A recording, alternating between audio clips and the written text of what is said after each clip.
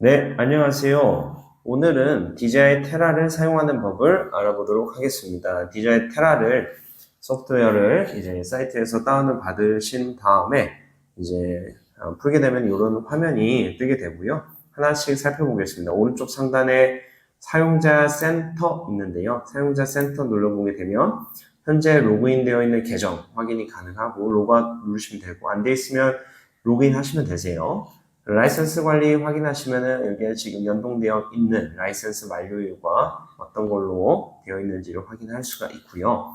톱니바퀴 한번 눌러보게 되면 전반적인 이제 지도 소스는 이제 구글로 이제 기본적으로 작업하시면 되고 미터, 제곱미터 한국어 하시면 되고요. 재구성 설정에서 단독이 있고 클러스터가 있는데 단독은 컴퓨터 한 대죠. 클러스터는 컴퓨터 여러 대고요. 그래서 지금 현재 저는 컴퓨터 한 대 노트북이기 때문에 단독으로 놓도록 하겠습니다. 그리고 클러스터를 할 때는 여러 대로 하고 만약 클러스터를 하실 분들은 이제 클러스터 라이센스 별도로 또 구매를 하셔야 됩니다. 자, 그리고 여기에서 지금 톱니바퀴에서 여기에서 위치가 기본적으로 프로젝트를 만들 때마다 저장 위치를 설정하라고 말을 하진 않습니다. 기본적으로 설정된 이 위치로 자동으로 결과물들이 전부 저장이 됩니다. 그래서 이 C 드라이브에 만약에 용량이 없으면 D로 바꿔야겠죠. 그런 것들은 이제 위치 값을 바꿀 때 여기 설정해서 꼭 바꿔주시면 되고요. 자, 여기에서 여기 이 위쪽에 보게 되면 일반 지도하고 위성 지도 이렇게 바꿀 수 있겠죠. 저는 위성 지도로 했겠습니다. 내 위치가 잡히게 되면 조종기하고 연결을 한다든지 그러면 위치 값이 잡히고 기체 값이 보이는데요. 그럴 때에는 이제 이걸 눌러서 확인할 수가 있고요. 이거는 이제 GU 구역을 확인하는 거죠. 끄게 되면 GU 구역 안 나오고 키게 되면 보이죠. 자, 그 다음에 기존에 작업해 놓았던 결과물들을 여기서 눌러서 얹혀서 볼 수 있습니다. 여러 개를 변화를 볼 수가 있겠죠. 그렇게 볼 수 있는 기능이고요. 검색 기능 검색하시면 됩니다. 뭐 직원이라든지. 자, 그리고 재구성 임무가 있고 비행 경로 임무 이렇게 있는데요. 재구성은 이제 드론으로 찍은 사진을 또는 어떤 이제 분광 데이터죠. 데이터를 뭔가 다시 재구성할 때 하는 거죠. 그래서 2D 정사든 3D든 뭐든 그런 것을 만들 때는 재구성을 들어가는 거고요. 비행 경로 임무는 새 임무를 눌러보게 되면 우리 조종기에서 사실 웨이포인트 매핑 경사 회랑을 볼 수가 있는데요. 이것을 컴퓨터로 할 수도 있습니다. 그러나 지원되는 기종이 이제 팬텀4 RPK만 현재는 제공을 합니다. 그렇기 때문에 매트릭스 시리즈나 매빅 시리즈는 지원이 안 되겠죠. 쓸 수 있는 기능이라고는 상세 검사 요 정도 될 것 같은데 상세 검사는 3D로 재구성을 해놓은 것에 웨이포인트 작업을 하는 거죠. 웨이포인트 3D로 지금 만들어 놨는데요. 만들어 놓은 것에 웨이포인트를 하게 되면은 조금 더 보시기 편리하겠죠. 그런 것들은 좀 할 수 있을 것 같습니다. 자, 그러면 재구성을 볼 건데요. 재구성에서 이제 새 임무를 한번 눌러보겠습니다. 새 임무를 눌러보게 되면은 가시광이 있고 2D가 있고 라이다가 있습니다. DJI는 라이다도 지원을 하죠. L2, 젠뮤즈 L2 라이다가 있죠. 라이다를 통해서 DEM 파일을 구할 수가 있죠. 그걸 할 때는 이제 여기로 들어오시면 되고요. 2D, 다중 스펙트럴, 이제 멀티 스펙트럴 또 판매를 합니다. 그래서 NDVI 값이나 식생 지수 값을 구하실 때는 이제 여기 들어오셔가지고 이제 작업을 하시면 됩니다. 않고 모든 카메라는 대다수가 가시광이죠. 가시광. RGB, 일반 RGB 카메라로 찍은 것은 다 가시광입니다. 그래서 가시광 눌러보겠습니다. 임무 이름을 설정하라고 나오는데요. 이것은 편하시 집원을 이제 작성을 하셔도 되고 저는 그냥 비트로 135-8번지거든요. 번지 전주죠. 그래서 이렇게 임의로 설정을 해보겠습니다. 자, 그럼 이제 이름이 설정이 됐고요. 사진 있습니다. 항공삼각측량 2D, 3D 모디파이 작업 어플리케이션 있는데요. 한번 쭉 간단하게 설명드리면 사진은 이제 찍어온 사진 포스 데이터나 이미지 정보값, 카메라 정보값들 볼 수 있는 매개 변수 값이죠. 볼 수 있는 것들이고요. 그다음에 항공삼각측량 2D, 3D는 이제 제가 천천히 설명을 드릴 거고 모디파이로 작업은 우리 그 3D로 결과물을 뭔가 편집할 때, 뭔가 이 3D에서 나온 뭐 자동차가 있었으면 그 자동차를 없앤다든지, 뭐 물이 3D로 하게 되면 검정게 나오는데 그 부분을 뭐 다른 걸로 채운다든지 뭐 그런 3D 편집하는 데에 용이한 프로그램이죠. 그것을 할 때에 이 3D 모디파이로 하시면 되고요. 3D로 만든 어떤 결과물을 링크로 공유해주는 기능도 여기에 있습니다. 그래서 이제 모디파이로 지금 이용하게 되시면 아마 6개월 정도 무료로 이용할 수 있는 걸로 합니다. 그래서 그걸 좀 써보실 때 프로젝트를 내보내시면 자동으로 모디파이로 넘어가게 됩니다. 어플리케이션은 뭔가 측정할 때 쓰는 거죠. 그래서 여기에 뭐 좌표, 그 다음에 길이 뭐 이렇게 측정할 수가 있겠고 면적과 그 다음에 이제 부피 측정할 수가 있겠죠. 그런 거 할 때 이제 어플리케이션입니다. 그러면은 사진, 항공삼각형량 2D, 3D인데요. 그 중에 맨 첫 번째인 사진 한번 보도록 하겠습니다. 사진은 일반 사진 한 장 한 장 넣을 수도 있지만 그냥 폴더체. 왜냐하면 프로젝트를 미션을 이제 하게 되시면 이제 폴더체에 성성이 되지 않습니까? 그래서 폴더체 넣으시면 되는데요. 폴더를 불러와 보겠습니다. 네, 이제 사진을 불러왔고요. 총 80장 불러왔습니다. 간혹 총 몇 장까지 이제 처리가 되냐 이런 것들 많이 물어보는데요. 제가 이 화면을 하나 띄워놓겠습니다. DJI 테라 같은 경우는 총 처리할 수 있는 사진 컷수가 이제 램에 따라서 이제 달라집니다. 컴퓨터 사양에 따라서 달라지는 거죠. 그래서 램이 32기가면은 지금 12만 장 정도, 클러스터 여러 개 컴퓨터를 연결했을 때는 19만 장이죠. 그 다음에 128 할 때는 5만 장, 최대 76만 8천 장까지 처리가 가능하시고요. 포인트 클라우드로 이제 라이다죠. 라이다를 사용해서 포인트 클라우드 같은 경우는 16일 때 이제 4기가 정도. 만약에 이게 적으시다고 하면은 이제 영역을 이제 여러 개 나눠가지고 나중에 라스를 편집하는 툴에서 하나로 합치시면 됩니다. 자, 그래서 램에 따라서 이렇게 다르게 되어 있고, 기본적으로 컴퓨터 사양을 제가 말씀 안 드렸는데요. 2D하고 3D를 할 때는 램 사양과 GPU 사양, 그래픽카드 사양이 굉장히 중요합니다. 램은 최소한 32기가 정도가 돼야 돼요. 16기가 정도가 되면은 계속 램이 부족하다 이런 메시지가 뜰 거예요. 그래서 32기가 정도는 최소한으로 돼야 될 것 같고, 그래픽카드가 이제 내장이 아니라 외장 그래픽카드인 엔비디아 거 여기보다 좀 높거나 이 정도 사양으로 되는 것을 사용하시는 것을 추천드립니다. 자, 그러면은 이제 사진이 다 불러와 줬고요. 사진을 눌러서 오른쪽 이 화살표 모양을 눌러보게 되면은 불러온 사진 이름 볼 수 있겠죠. 그래서 더블 클릭하게 되면은 크게 이렇게 나옵니다. 그래서 이 사진이 뭔지 이렇게 확인할 수가 있고요. 사진을 내가 여기 끝에 이 사진은 빼고 싶어 하면은 이거 누르고 삭제 누르셔도 됩니다. 또는 여기에서 선택 박스 그리기 영역이 있는데요. 여기서 내가 아웃풋 시킬 영역을 이렇게 설정할 수도 있습니다. 그리고 마우스 우클릭 눌러서 선택한 박스 밖의 사진 하면은 이제 밖의 사진이 삭제가 되겠죠. 안에 하면 안에가 삭제가 되겠죠. 그렇게 할 수도 있습니다. 또는 우리가 구글 어스 프로에서 KML 파일 불러올 수가 있겠죠. 영역을. 그러면은 내가 작업한 이제 KML 파일이 뜨겠죠. 그러면 거기에 맞춰가지고 이걸 이용해서 선택 박스를 이용해서 잘라내셔도 됩니다. 또는 하는 영역을 아웃풋 시킬 영역을 이렇게 할 거면 이렇게 하셔도 되지만 나중에 후에 뒤에 가서 ROI 기능이라는 게 또 별도로 있습니다. 거기서 또 잘라낼 수가 있습니다. 자, 그럼 이미지 포스 데이터는 이미지 포지셔닝 값을 확인하는 거죠. 그래서 여기에 이제 사진은 DJI 제품을 찍기 때문에 전부 다 포스 데이터가 들어가 있는데요. 이제 다른 카메라, 다른 포스 데이터가 없는 이제 이미지를 추가했을 경우에는 포스 값을 갖고 오셔야 됩니다. 그래서 이렇게 여기서 가져오기를 누른 다음에 가져오기를 하면 되고, 이미 있는 포스 데이터에 갖고 오면 덮어 씌워진다라는 메시지고요. 자, 근데 저희는 DJI 제품을 찍었기 때문에 포스 값 다 들어가 있기 때문에 눈동자 한번 눌러보겠습니다. 눈동자 한번 눌러보면은 자, 위도, 경도, 고도, 요, 피치, 루 값, 수평 정확도, 수직 정확도 값을 볼 수가 있겠죠. RTK를 켜고 했기 때문에 수평 정확도, 수직 정확도 전부 다 0.05, 0.06 정도가 됩니다. 자, RTK를 켜게 되면은 과연 오차가 몇 정도 날까요? 우리가 DJI사에서 이제 RTK가 켰을 때 이제 정확도는 수평 정확도하고 수직 정확도가 좀 다른데요. 수평 정확도는 GSD 더하기 GSD의 1에서 2배입니다. 그래서 GSD가 만약 1.5로 찍게 되면 수평 정확도는 GCP를 작업을 보정을 하지 않았다고 가정했을 때 4cm 정도가 나게 되고요. 수직 정확도는 2cm 더하기 GSD의 1.5에서 3배입니다.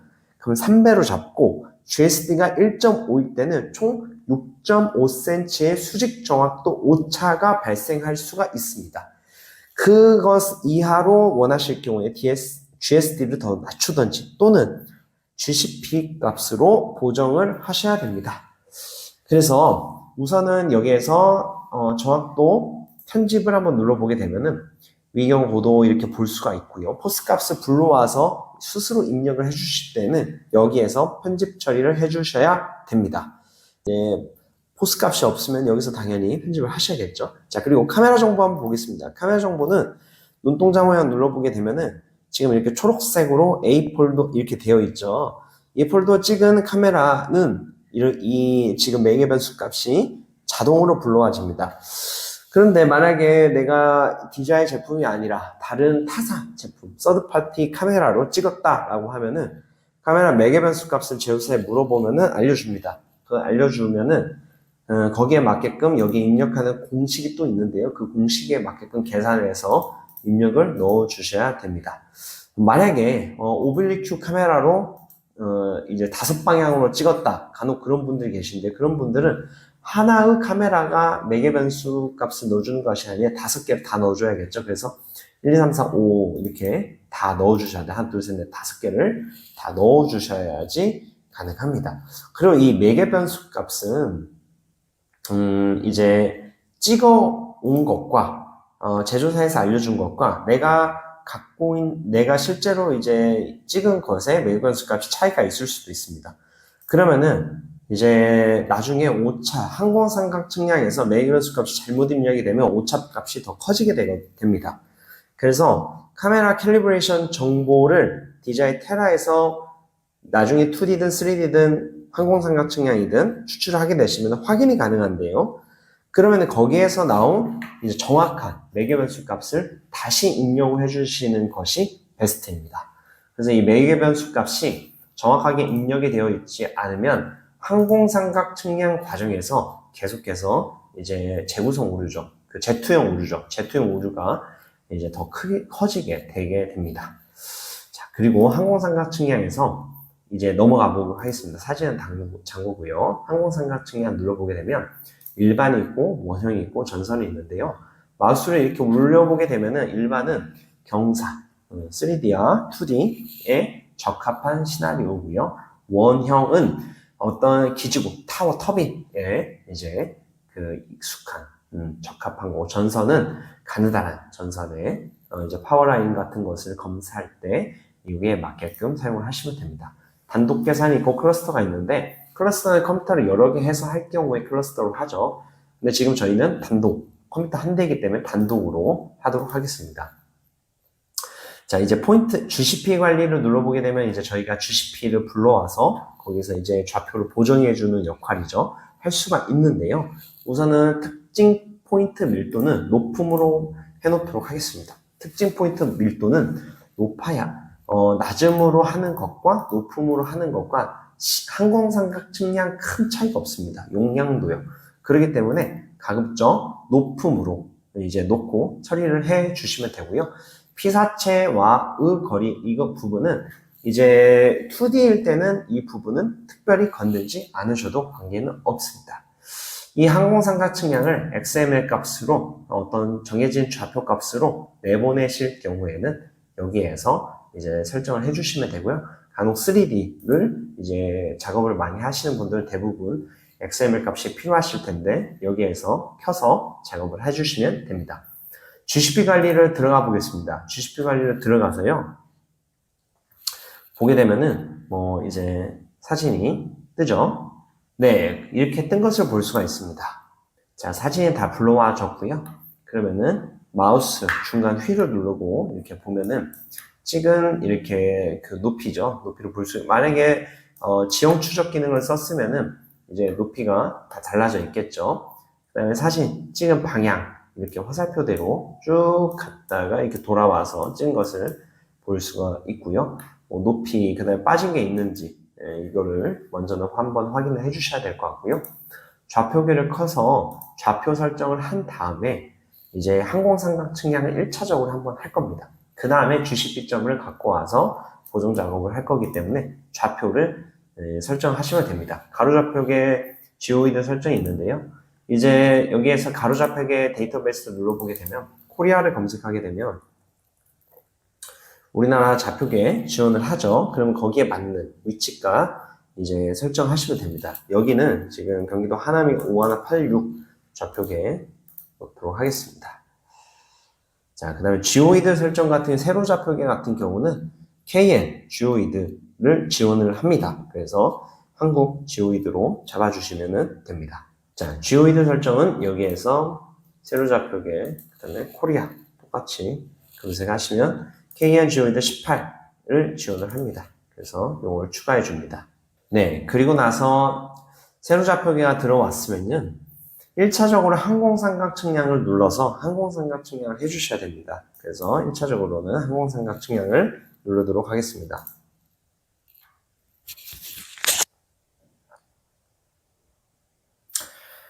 네, 그러면 이제 다 되었거든요. 항공삼각 측량이 다 되어서 이렇게 포인트들이 형성된 것을 볼 수가 있습니다.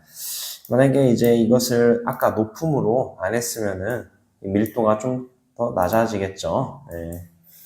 자, 그리고 여기에서 GCP를 가져오기를 할 건데요. 첫 번째 거를 눌러보게 되면은 이제 JSON 파일로 이제 가져오는 거고요. 두 번째 거를 눌러보게 되면 텍스트나 아니면 이제 CVC, CSV 파일로 가져올 수가 있습니다. 그래서 여기서 임포트를 시킵니다.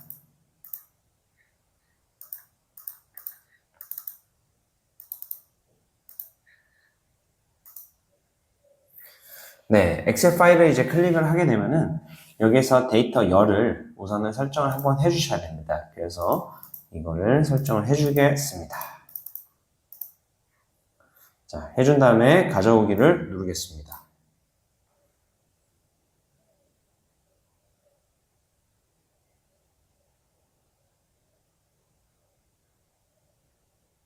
네, 그러면 이렇게 GCP가 지금 불러와진 것을 확인할 수가 있죠. 자, 근데 여기 이 두 점은 지금 안 쓰기 때문에 이거는 마이너스를 눌러서 삭제를 하겠습니다. 삭제를 하고 총 지금 6점. 이 면적이 되게 적은데 연습 때문에 이제 6점 되어 있는 거고요. 자, 그러면은 여기 점을 눌러보게 되면은 자동으로 여기 지점이 이제 RTK를 켰기 때문에 대략적으로 어느 정도 조금 맞죠. 근데 위치 값을 다시 한번 찍어주시면은 여기에서 이제 자동으로 다 잡히게 됩니다. 모든 마크를 삭제하게 되면은 이제 마크가 삭제가 되고요. 그 다음에 하나씩 이렇게 찍으면은 자동 되는 거고, 자, 이걸 끄고 하나씩 이렇게 수동으로 하나씩 이렇게 찍을 수도 있습니다. 자, 찍을 때 보셔야 되는 것은 이 Z형 오류죠. 이 Z형 오류 값이 1픽셀 이상이게 되면은 노란색으로 뜨게 되고 3픽셀 이상이면은 빨간색으로 여기에 공지사항으로 뜨게 됩니다. 이런 식으로 뜨죠. 공지사항. 자, 만약에 이렇게 찍었으면은 내가 찍은 이 지점과 그 다음에 실제 공간에서 3D 상에서 실제 지점이 값이 오차가 너무 크다는 거죠. 그래서 다시 찍으라는 건데요. 다시 쉽게 말씀드리면은 이거는 이 GCP를 찍은 것은 현재 3차원 공간이죠. 저희 현재. 근데 이 사진은 2D지 않습니까? 그러니까 카메라가 예를 들어서 어떤 사탕을 찍었다, 사과를 찍었다. 그러면은 그 카메라가 말하는 사과의 위치와 실제 사과의 위치에 대한 오차거든요.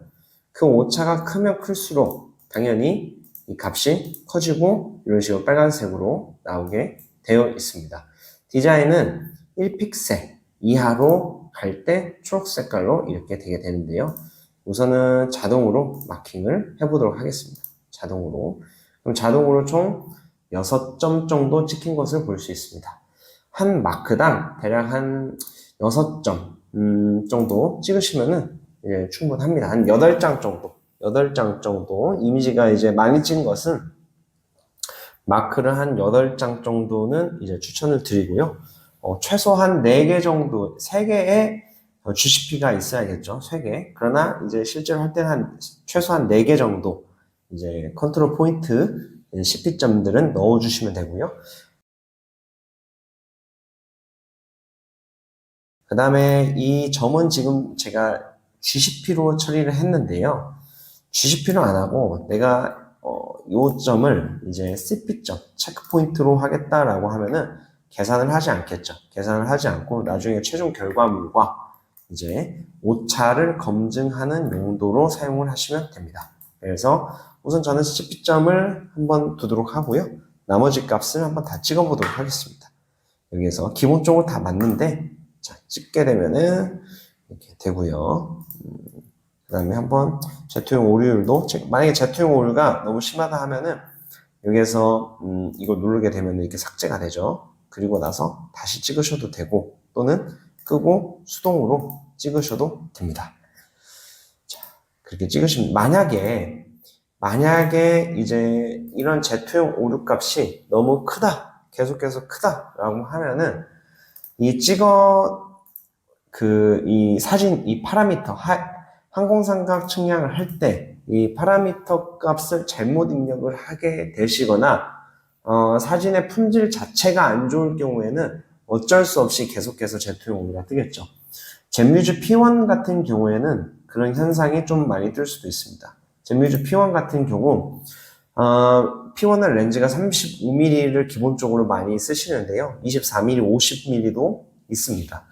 근데 이 렌즈가 24mm와 50mm를 쓸 때 카메라가 어떤 렌즈를 쓸지 카메라가 알지 못합니다. 그렇기 때문에 렌즈를 교체하거나 렌즈를 뺐다 꼈을 때 또는 뭐 수리를 맡겼을 때 또는 맨 처음 P1을 구매했을 때에는 캘리브레이션을 한 번은 해주셔야 됩니다. 캘리브레이션을 해주시는 방법은 조종기 상에서 하는 것이 아니라 이제 P1을 가지고 3D로 이제 한번 스마트 오블리크 기능으로 한번 촬영을 하셔야 됩니다. 촬영을 하신 다음에 그것을 이제 디자인 테라에서 이제 3D로 돌리시고 AT 리포트에 있는 SMF 리포트 JSON 파일을 SD 메모리 카드에 복사해서 넣어 주셔야 정확한 P1의 파라미터 값이 생성이 되게 됩니다. 만약에 내가 가지고 있는 P1이 이제 이게 과연 파라미터가 정확하게 되어 있는지를 확인하는 방법은 사진을 한번 보겠습니다.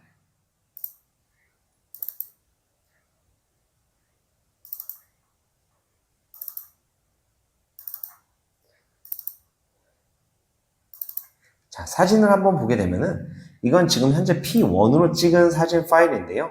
이걸 눌러서 마우스 우클릭을 한 다음에 연결 텍스트 메모장으로 한번 보겠습니다. 그럼 메모장 이 칸에다가 이제 결과를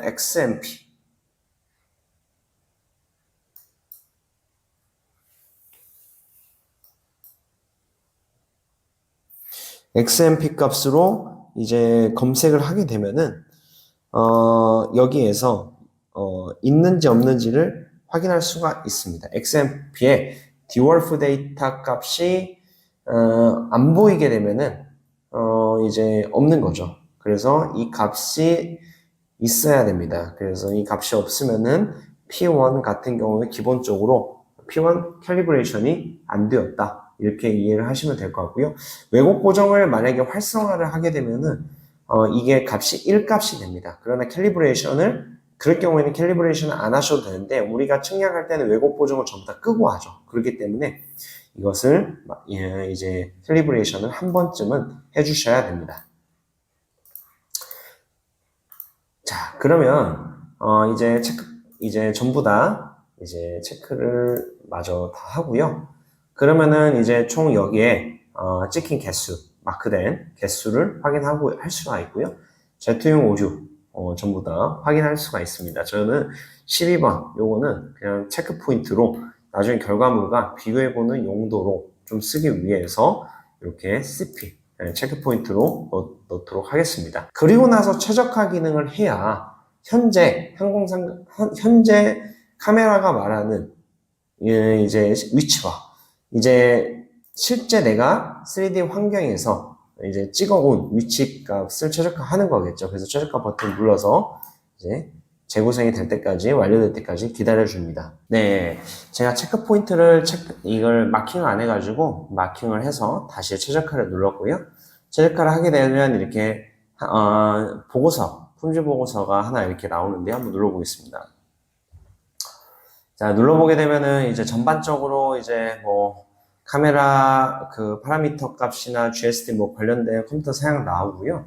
이거 관련돼서는 제가 그 댓글 쪽으로 해서 이 보는 방법이 있거든요. 이게 뭘 의미하고 뭘 의미하는지 그 매뉴얼을 하나 올려놓겠습니다. 그래서 궁금하신 분들은 그걸 보시면 되고요. 지금 전반적으로 이제 그 오류율들을 보게 되면은 자, 이상 없이 잡힌 것들을 볼 수가 있겠죠. 체크포인트, GCP.5 오류들 다 이제 그 좋게 나온 것을 확인할 수가 있습니다. 자, 그러면은 이제 위치값, 자, 항공삼각 측량은 전부 다 끝이 났고요.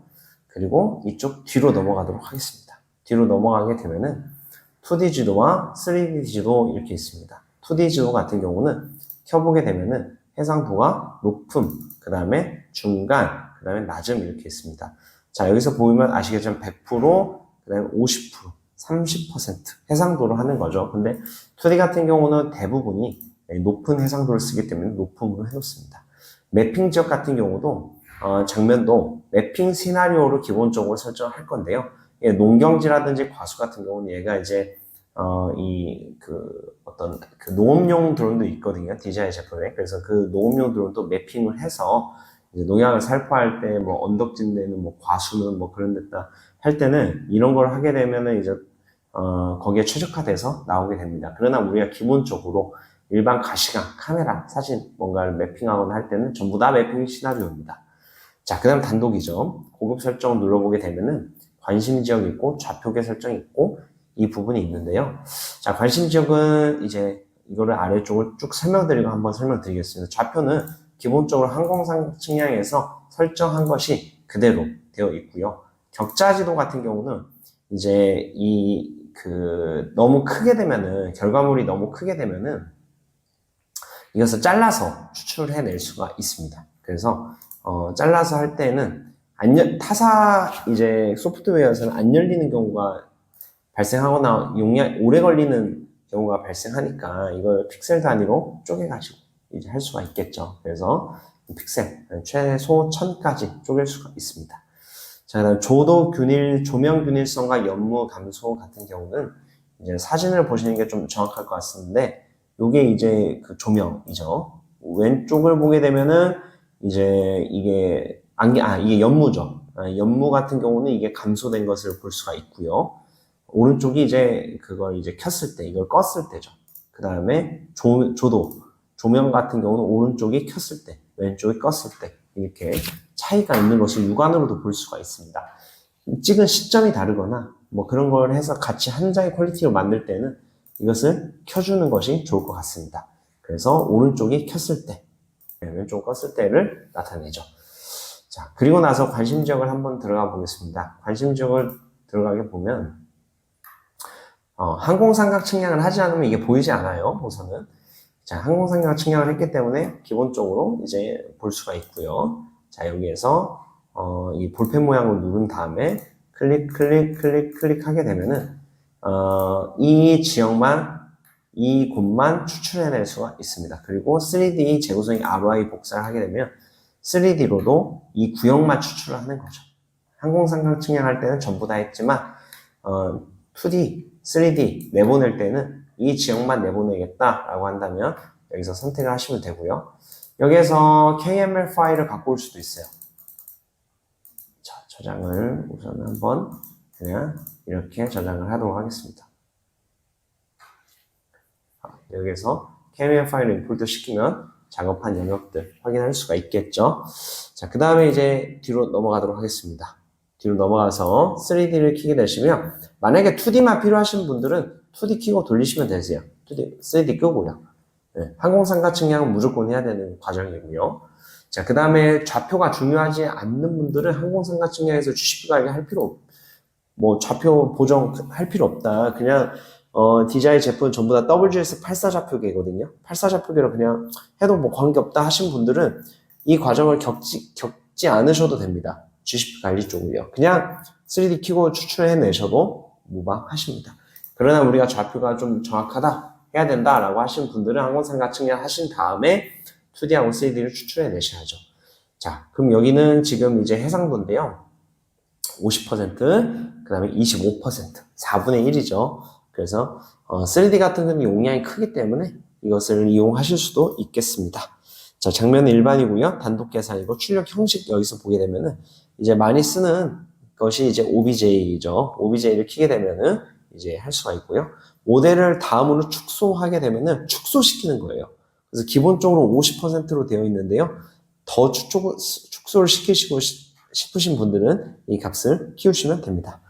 자, 포인트 클라우드를 키게 되면은 여기서도 라스 파일로 할 수가 있고요. 자, 고급 쪽 눌러보게 되면은 동일하게 ROI 설정할 수가 있는데 기본적으로 저희가 설정했었습니다. 물 고르기를 하게 되면은 3D 결과물에서 물이 약간 조금 고르게 이렇게 나오는 것을 확인할 수가 있습니다. 맞춤 설정 모델 원점 같은 경우는 이게 7 파라미터 이제 되어 있는데요. 요거는 하나의 좌표 시스템에서 다른 좌표 시스템으로 변환할 때 쓰는 겁니다. 기본적으로 우리 좌표를 이미 알려진 좌표계로 썼을 경우에는 특별하게 건드리지는 않기 때문에 꺼놓습니다. 모디파이로 작업을 키게 되시면 모디파이로 결과물이 넘어가기 때문에 이거 확인해 보시면 되고요. 자, 그 다음에 재구성을 눌러보도록 하겠습니다.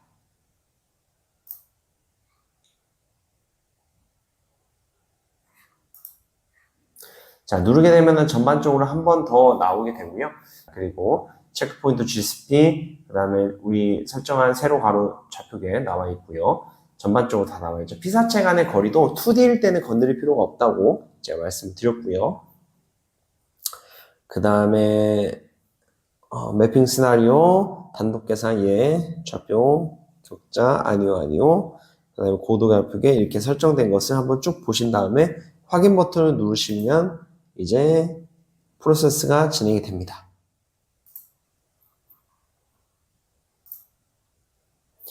네, 프로세스가 완료된 것을 제가 미리 해놓았는데요. 되면은 이렇게 2D로 이렇게 형상화된 것을 볼 수가 있고 3D를 눌러보게 되면은 이렇게 작업으로 나온 것을 볼 수가 있습니다. 포인트 클라우드 누르게 되면은 포인트 클라우드로 추출된 것을 볼 수가 있고요. 어플리케이션 작업 눌러서 여기에서 주석 측정할 수가 있고요. 품질 보고서, 아까 제가 보여드렸던 품질 보고서 똑같이 볼 수가 있습니다. 해당 결과물을 내보내시려고 하면은 여기서 폴더 내보내시려면 이거 누르시면 되고요. 그 다음에 결과물을 확인해 보시려고 한다면 여기에서 이 폴더 모양, 폴더 열기를 눌러보게 되시면 결과가 생성이 됩니다.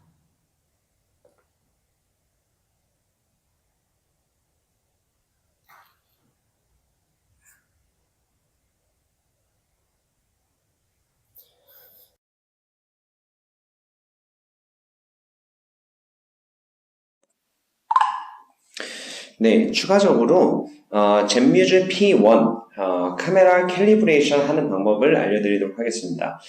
P1 카메라 캘리브레이션은 무한 초점 캘리브레이션과 짐벌 캘리브레이션과는 별개입니다. 처음 카메라를 이제 구매하신 분들은 하셔야 되고 렌즈를 교체하신 분들 하셔야 되고 수리받으신 분도 하셔야 이제 P1의 높은 정확도를 사용하실 수가 있습니다. 사용하시는 방법은 비행 경로에서 그 다음에 미션 하나 만들어줍니다. 영역 경로에서 이제 임의적으로 이제 넓은 지역일 필요는 사실 없고요. 사진 컷수가 총 100컷만 넘으면 문제가 없습니다.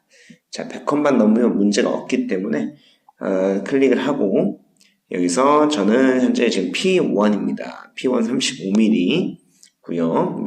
외국 버전을 끄고요. 경사 모드로 들어가십니다.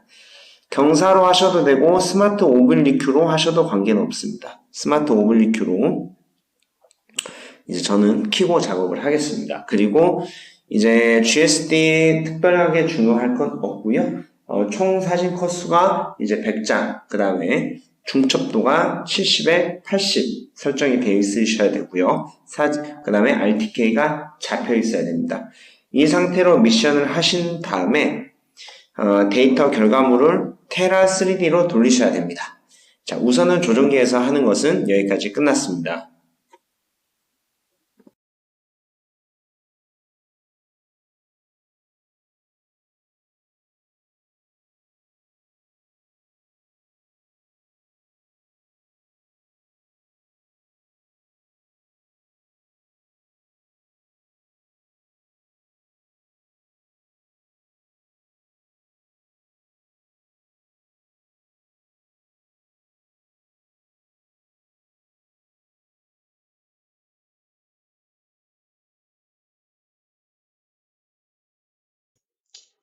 네, 이번 시간에는 구글어스 프로 프로그램에서 KML과 KMG 파일을 설정하는 방법을 알아보겠습니다. 맨 처음에는 여기 검색 기능이 있는데요. 검색 기능에서 이제 우리가 원하는 뭐 지역, 지번들 입력을 할 수가 있겠죠. 그 다음에 이 아래쪽을 보게 되면은 이제 북위, 동위, 그 다음에 높이 값을 확인을 할 수가 있습니다. 빗드론이라고 우선 저희가 검색 한번 해볼게요. 지번을 입력하셔도 되고요. 구글에 등록된 상호명을 입력을 하셔도 노출됩니다. 그러면은 이렇게 지금 기존에 저희가 작업을 해놓은 건데 이것은 좀 넘어가고 이쪽 지역을 저희가 매핑을 한다라고 가정해볼게요. 여기 아파트를 해본다라고 하면 여기 위에서 다각형 추가가 있습니다. 다각형 추가. 다각형 추가를 누른 다음에 여기서 확인 버튼을 누르지 않아야 되고요. 않고 여기서 프로젝트 이름을 정해줍니다. 그냥 빗드론 저희는 1 이렇게 해보겠습니다. 그 다음에 색상은 선색은 저희가 빨간색으로 하고요. 이제 영역은 윤곽선 표시로 처리를 해놓겠습니다. 그리고 매핑할 영역을 여기에서 이렇게 설정을 하실 수가 있습니다. 이렇게. 그 다음 뭐 이렇게 여러 개 세밀하게도 할 수가 있겠죠. 이렇게 하신 다음에 확인 버튼을 누르고요. 그 다음에 두 번째로 비행할 곳은 자, 두 번째로 비행할 것은 빗드론 2로 해보겠습니다. 이것은 뭐 내일 한다. 아까 한 것을 오늘 하고 이 두 번째 부분은 내일 한다라고 했을 때 구분하기가 편하게 그냥 노란색으로 해보도록 하겠습니다. 그리고 나서 여기에서 자, 아이고 제가 실수로 다시 한번 할게요.